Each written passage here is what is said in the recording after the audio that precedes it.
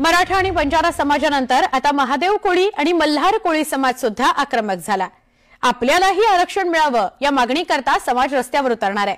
हा समाज आरक्षणापासून वंचित राहिला असल्याने हैदराबाद गॅझेटियर लागू करून आरक्षण देण्याची मागणी मुख्यमंत्र्यांकडे या दोन्ही समाजांनी सुद्धा केली आहे। मराठवाड्यातील कोळी महादेव मल्हार कोळी जमाती या आरक्षणापासून वंचित आहेत। त्यांना जात प्रमाणपत्र व वैधता प्रमाणपत्र मिळतच नाही।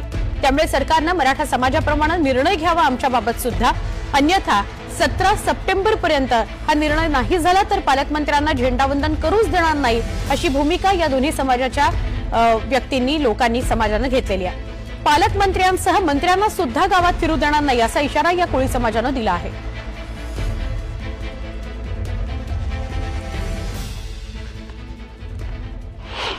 सर्वसामान्य माणूस हा प्रत्येक वेळेस कोर्टात जाऊ शकत नाही आहे।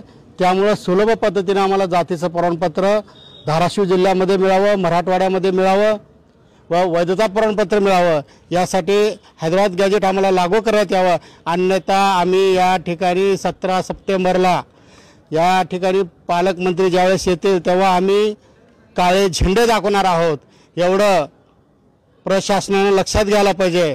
अन्यथा या ठिकाणी पालकमंत्र्याला जिल्ह्यामध्ये आम्ही फिरू देणार नाही। हैदराबाद गॅजेटचा आधार घेऊन आत्ताच्या शासनाने राज्यामध्ये आणि केंद्रामध्ये एकाच पक्षाचं सरकार असल्यामुळं अनेक वेळा फडणवीस साहेबांनी आम्हाला न्याय देण्याची भूमिका घेतली, आश्वासित केलं, परंतु तसा आदेश काढला नाही। ते काय या अनुसूचित जमातीच्या आमदार खासदाराला घाबरतात हे कळत नाही, तर त्यांच्या दबावाला बळी न पडता त्यांनी आम्हाला मराठवाड्याला न्याय द्यावा। स्थानिक स्वराज्य संस्था